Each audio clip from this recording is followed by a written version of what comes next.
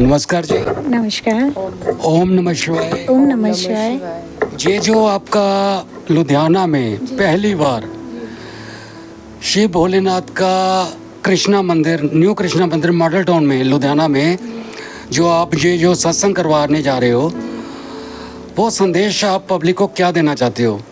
वो आप उससे पहले ये बताओगे कि आपकी मंडली कहाँ से बिलोंग करती है, कहाँ से आए हैं जी और समाज को क्या मैसेज देना चाहते हैं? जी, हम बहनें ओम मंडली शिव शक्ति अवतार सेवा संस्थान रायपुर की ओर से हैं।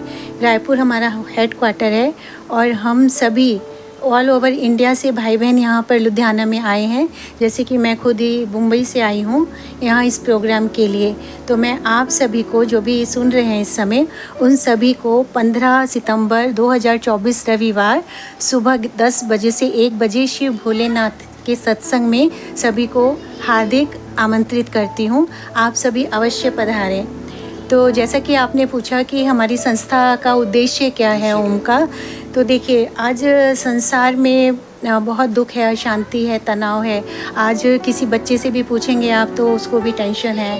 तो इतना ज़्यादा स्ट्रेस है तो लोगों को समझ में ही नहीं आते क्या करें, और दिन प्रतिदिन हमारे बीमारियां भी बढ़ती जा रही हैं। हम इस शरीर के लिए बहुत कुछ कर रहे हैं, लेकिन इस शरीर को चलाने वाली जो चैतन्य शक्ति है आत्मा, उसको हमें क्या भोजन देना है वो हमें नहीं पता है। तो जब हम ओम करते हैं तो ओम करने से हम परमात्मा से कनेक्ट होते हैं और परमात्मा से हमें शक्ति प्राप्त होती है। जैसे कि आपने सुना होगा कि ओम जो है वो बीज मंत्र है। आप कोई भी मंत्र करते हैं, कोई भी मंत्र ले लीजिए, जैसे आप बोलते हैं गायत्री मंत्र बोलते हैं या शिव मंत्र बोलते हैं, सबके पहले ओम आता है। तो जो ओम है वो महामंत्र है। तो आपने सुना होगा कि ओम को कहते हैं अनहद नाद। इस प्रकृति में, इस संसार में आप सुनिए, कभी आप बैठ जाइए, किसी नदी के पास बैठ जाइए तो नदी के कलकल में भी आपको ओम की ध्वनि सुनाई देगी, या पहाड़ों से झरना गिरता है तो उसमें भी आपको ओम का जो आवाज़ है वो सुनाई देगी, या अभी बादलों की गड़गड़ाहट है तो उसमें भी आपको ओम की ध्वनि सुनाई देगी।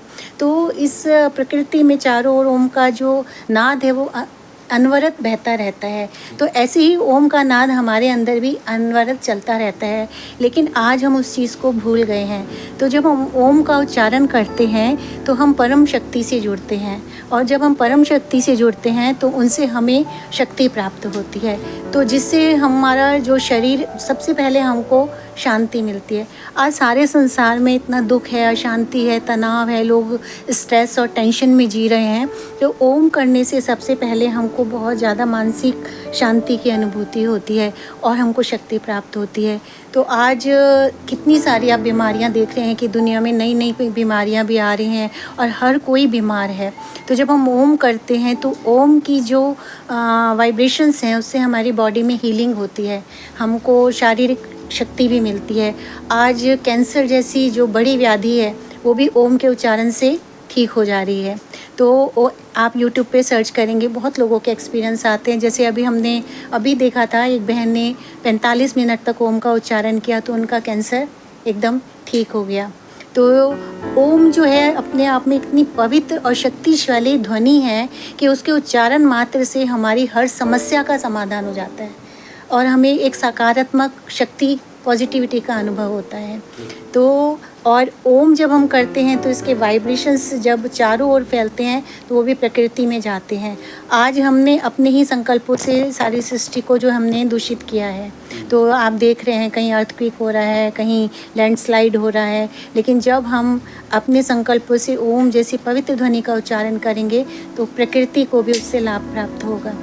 तो आज और देखिए, इस संसार में आज सभी भगवान को याद कर रहे हैं।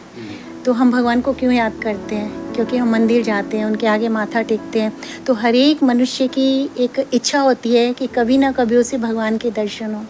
हम जाते हैं ना मंदिर में एक नज़र से।